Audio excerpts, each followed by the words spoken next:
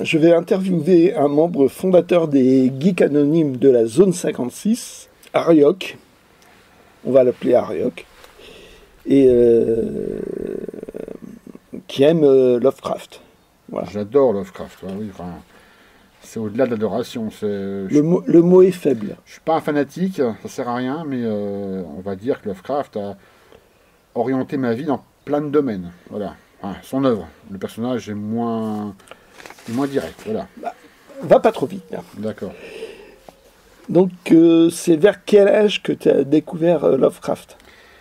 Alors c'est très simple, c'était, je crois que c'était après Alien, je devais avoir à peine 10 ans. D'accord. Et c'était les vacances de la Toussaint. Alien à 10 ans. Un peu moins de 10 ans, ouais. D'accord. Ce que j'aimerais savoir juste avant ça, c'est avant d'avoir découvert Alien et Lovecraft, Ouais. qu'est-ce que tu lisais à l'époque? Alors Astérix, Tintin, Télé 7 jours, et pas grand-chose. Ouais, donc c'était J'avoue. très très très classique au niveau des Disons lectures. que j'habitais dans un trou du cul du monde, hein, comme dans plein d'endroits. J'ai pas loin de 50 ans. À l'époque, on n'avait pas l'accès à la culture gratuite et de masse. Donc ça s'est fait par hasard, quoi. Alien, par le fait que les parents de mes copains d'école avaient le seul cinéma de la ville. Donc ça a aidé pour voir en catimini Alien. Et se chier dessus pour la première fois de ma vie, avec une érection. Ouais, dans la foulée, quelques mois après, avec mes grands-parents, France Loisirs, un des livres, on va dire, dorés, et Lovecraft, par hasard. Il fallait absolument que je lise un livre, j'ai pris ça par hasard. Sans savoir du tout ce que c'était. Je ne connaissais pas l'auteur du tout, c'était fantasy horreur. Bon, oui, ça a dû un peu orienter, mais sans plus, non, mais comme ça. Et puis je l'ai mangé en 3 heures, quoi, mon premier livre. Et puis après, ça s'est pas arrêté. Donc après, tu as voulu en relire, quoi. Alors j'ai voulu en relire, c'était compliqué parce que pas d'internet à l'époque, Lovecraft, à part auteur américain, avec date de mort, date de naissance, date de mort, et puis c'est tout, a écrit un tel et un tel dans le dictionnaire, c'était pas évident. Donc j'ai été en attente pendant 1 ou 2 ans, on arrive au collège. Au collège, dans les fameux CDI, il y avait de Lovecraft. Dans les CDI. Ouais. Lovecraft. Pareil, et là j'ai commencé. Donc là, quand on allait à la capitale de la région, ça fait quand même très vieux, hein, je me doute bien. Mais tu es très vieux. Oui, 50 ans, merci, je t'emmerde. Et donc voilà, petit à petit, argent de poche, je travaillais pour me payer des bouquins, je mettais de côté, et ça a été Non, mais une accumulation avec le temps. va pas trop vite. Attends, qu'est-ce que t'as réussi à lire au CDI là, Ah, je me rappelle plus, c'était l'horreur dans le musée et mon premier roman de Lovecraft, c'est Le Rôdeur devant le seuil. Ça, je me rappellerai toujours.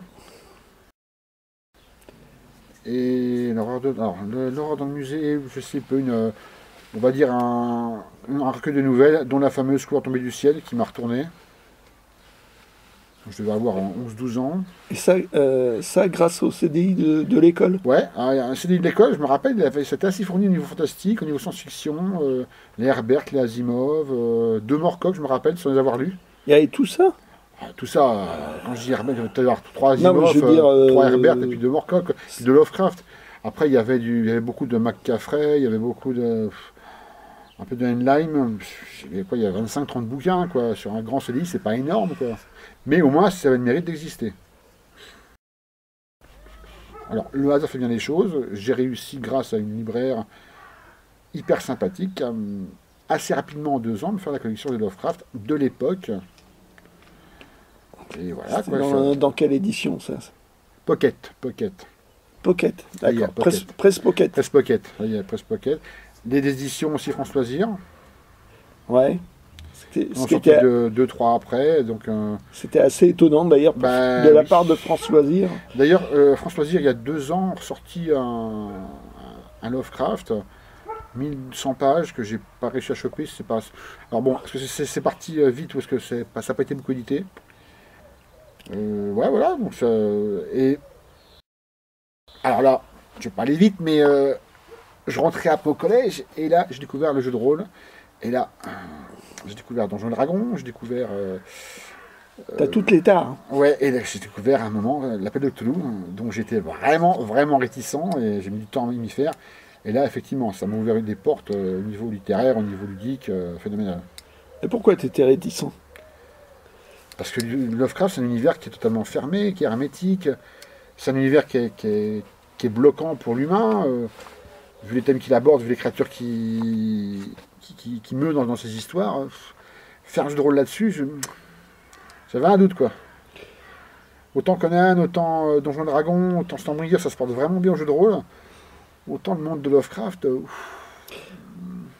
Ouais, je m'y suis mis un bon scénar, un bon maître de jeu, sympa, puis bon, ça a débloqué plein de trucs, quoi.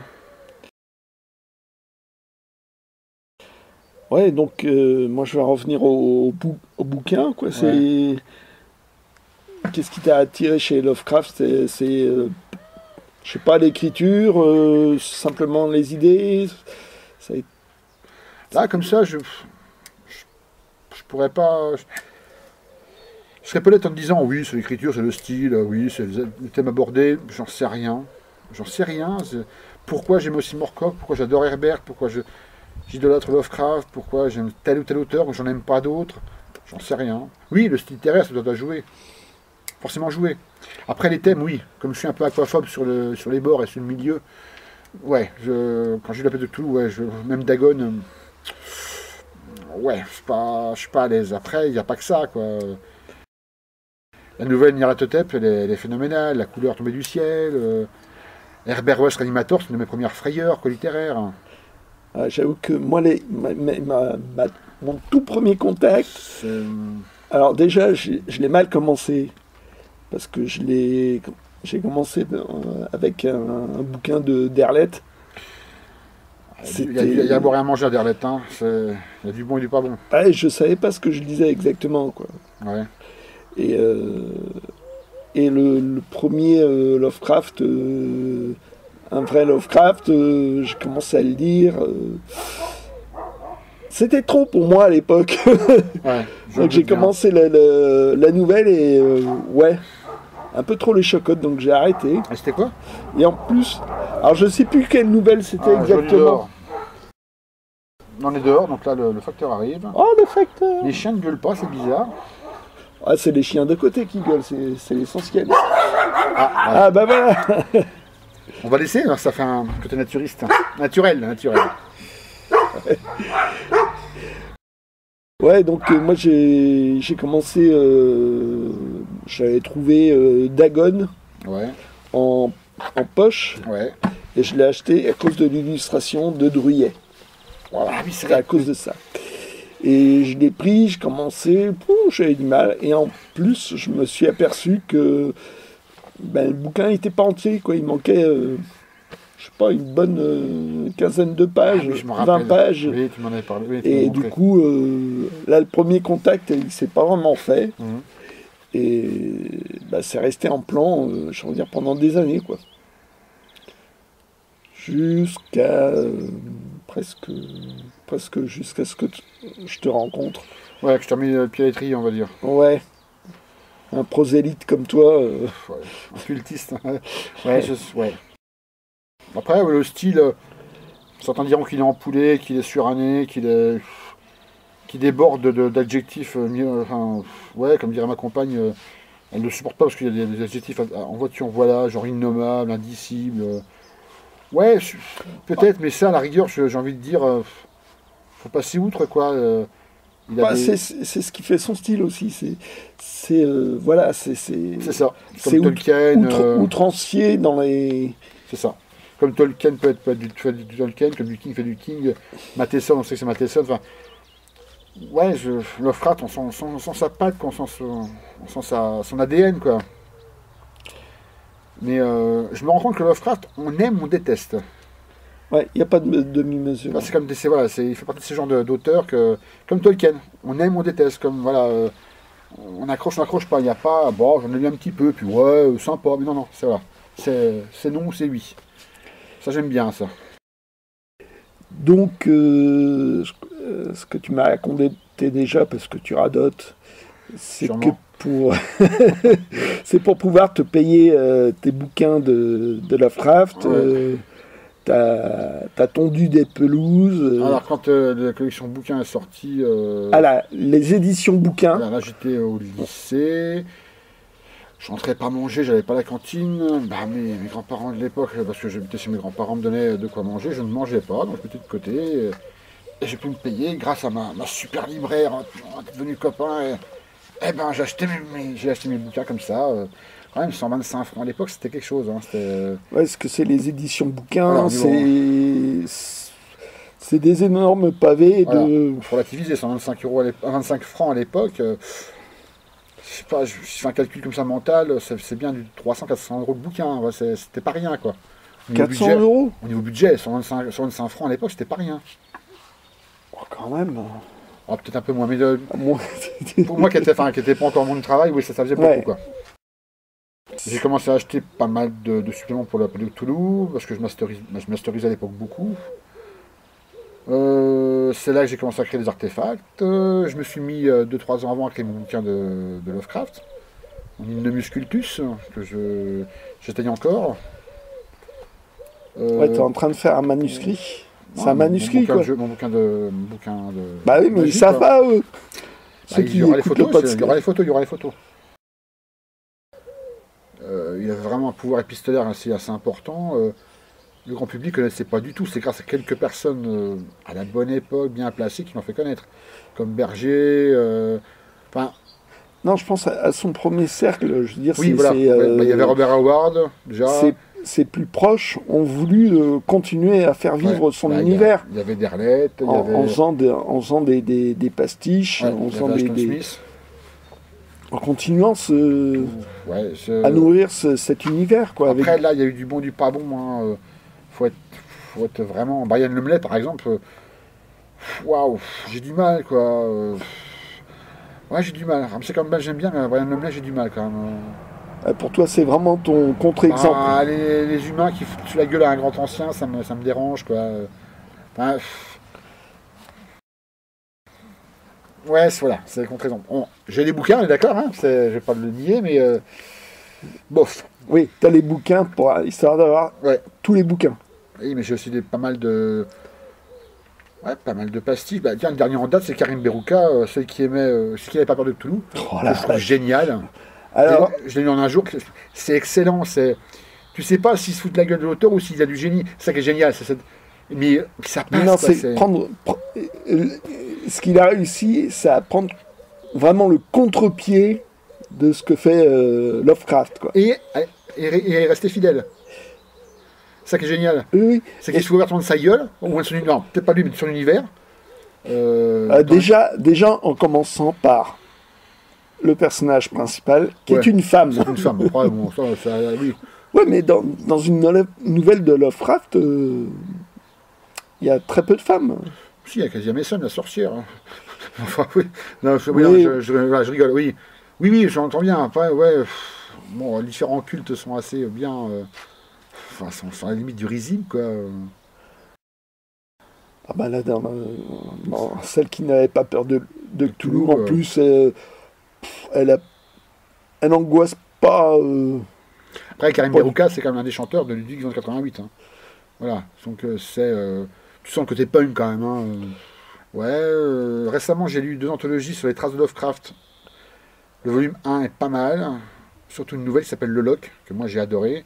Le volume 2, il dépote. Voilà, Aussi ? Ouais, mais plus que il dépote. Il y a certains auteurs, certains, on va dire amateurs. Waouh, il y a des trucs. La nouvelle Magda, moi ça m'a bien scotché quand même. Et c'est quoi? Je pense que Lovecraft aurait été fier de ça, quoi. Des auteurs... Des auteurs, on va dire, amateurs, pseudo-amateurs. C'est des Américains, des Français? Que du français. Que du français. D'accord. Et c'est que la petite nouvelle Magda, ça m'a bien botté, quoi. Entre autres, il y avait quoi aussi Ah oui, si, cette année, j'ai lu Lovecraft Country. Ça, ils vont sortir une série là-dessus. Franchement, allez-y. Sur le roman d'abord et la série ensuite.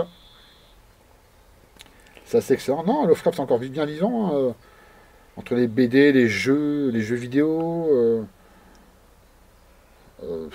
Ouais, c'est à la fois bien et pas bien. Après, faut être ouvert, quoi. Parce qu'il y a un aspect particulier pour Lovecraft, c'est que c'est tombé dans le domaine public. C'est tombé dans le merchandising. Faut oublier que j'ai une peluche de Cthulhu, j'ai des figurines de Cthulhu, j'ai des Horror Click avec son énorme Cthulhu.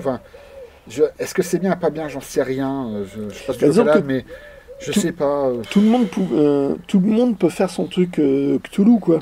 Si tu veux, en cherchant, je suis découvert c'est du hentai Cthulhu, quoi, la japonaise. De jeunes nymphètes pénétrées par les tentacules, habillées en cuir, marquées Nyarlathotep ou Cthulhu Forever. Ouais, je sais que c'est pas la même culture, mais ouais, j'essaie de rester stoïque, quoi. Enfin. Ouais, mais c'est. Après, il y a les pop, hein, ouais, mon grand, il a toutes les pop Cthulhu, quoi, dont une fameuse pop Cthulhu avec un pagne hawaïen. Bon. Cthulhu avec un pagne hawaïen. Ouais, en figurine pop, hein, ça dépote. Hein, ouais, Ah ouais, là, ça fait du mal. Cthulhu, a King of Leie. Ouais, bon. Ouais. Il y a vraiment de tout, quoi. Vraiment de tout. Après, bon, ouais, faut... Bon, tu sélectionnes quand même. Ah, carrément, ouais. Bon... Carrément, mais après, faut... Est-ce qu'il faut être puriste de chez puriste, s'arrêter au canon ou ouvrir l'univers? Moi, je pense qu'il faut ouvrir l'univers. Après, il y a du bon du pas bon. Jusqu'à un certain point, quoi. Il y a du très bon, puis il y a quand même de la grosse merde bien bouseuse, hein. Mais voilà, donc Lovecraft, oui, c'est dans mon existence, dans ma vie, on va dire, littéraire. Bon, après, sur le personnage lui-même, sur l'auteur... justement, je voulais en revenir un peu à l'auteur. Eh ben, je vais rien dire sur l'auteur, parce que je le connais pas, je l'ai pas connu, il est mort. Moi, ça me fait chier de juger un mec qui est mort. Donc, il avait ses idées, de son époque. Je vais pas le taguer, je vais pas mettre la peinture rouge sur ses statues, je vais pas... Non, c'est fait, il pensait ce qu'il pensait. Il n'était pas si à droite que ça. Là, il est sorti en CD et en bouquin mémoire en 1926. Certes, c'était un bon réac pour l'époque, mais il avait des idées vachement progressistes, je trouve, sur certains points. Ah, il y a encore un truc de mémoire qui est sorti? Non, celui qui était sorti il y a quelques années, la mémoire Providence de 1926, et c'est les lettres? Les lettres, les lettres de Providence, ouais, exact. D'accord. Voilà, j'ai découvert Lovecraft par rapport à ça. J'ai dit, bon, ok, mais voilà. Dans son époque, il était là, certes misanthrope, certes asocial, certes asexué. On pourra dire tout ce qu'on veut de Lovecraft, même S.T. Joshi qui a fait une biographie, mais j'ai envie de dire tellement complète, tellement. Ça frôle l'indigestion, quoi, des fois. Ouais. Mais voilà, elle est là. Là-dessus, c'est le respect, mais voilà. J'ai envie de dire qu'il ne connaît pas, parce que personne ne connaît un personnage hormis toi-même, quoi. Ouais, et puis, je sais pas, c'était...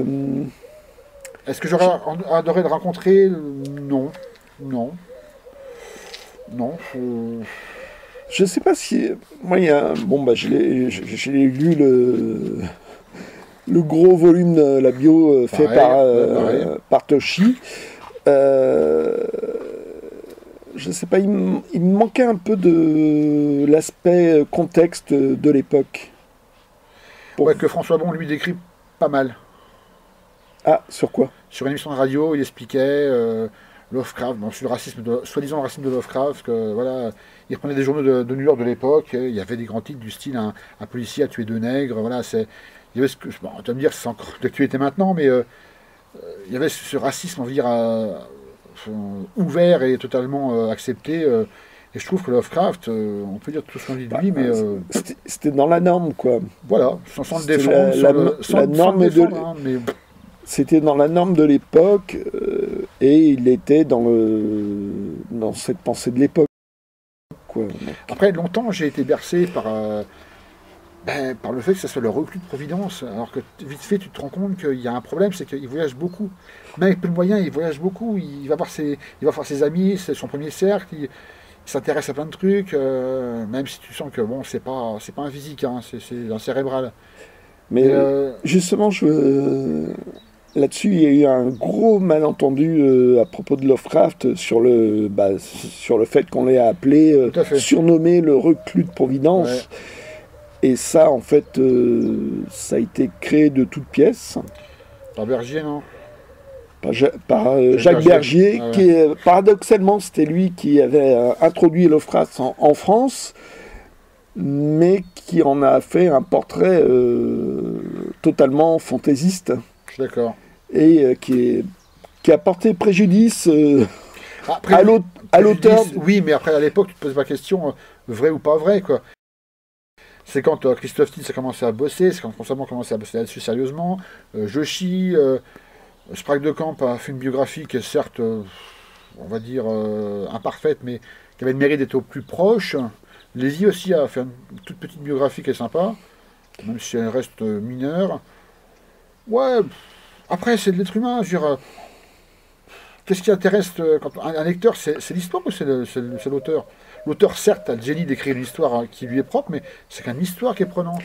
Disons que moi, ce qui m'intéresse dans les biographies, j'ai lu pas mal de biographies d'artistes, que ce soit des musiciens, sur les Beatles, parce que j'adore ça, sur Jim Morrison des Doors,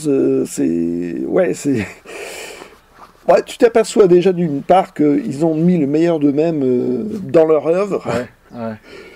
Que souvent dans la vie, ça pouvait, certains c'était des parfaits cons. Ouais, mais le problème c'est que en équipe pour juger des parfaits cons par rapport à quoi, par rapport à qui, dans le contexte, était-il fatigué après une journée de boulot. Moi, j'ai pas envie de connaître ça, puis je m'en fous, quoi. Moi, en fait, une biographie. Ça m'intéresse si ça peut m'éclairer un peu sur la manière dont est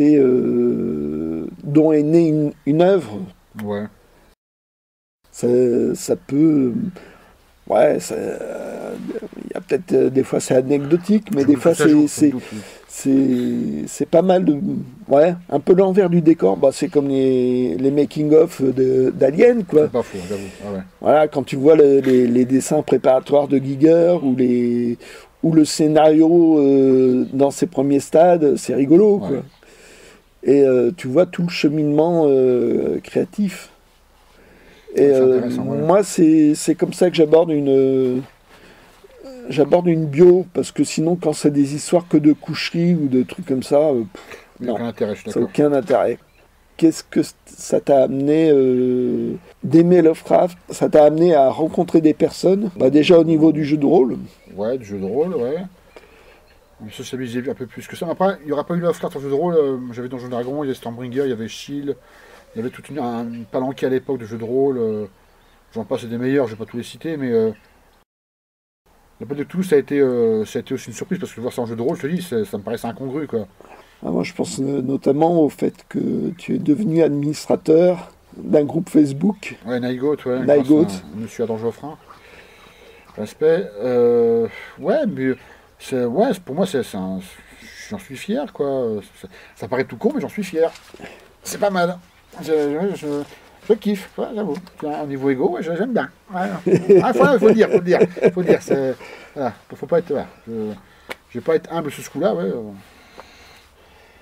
Et puis ça me permet de voir de rencontrer des gens, d'autres personnes. Ça me permet de découvrir certains auteurs aussi.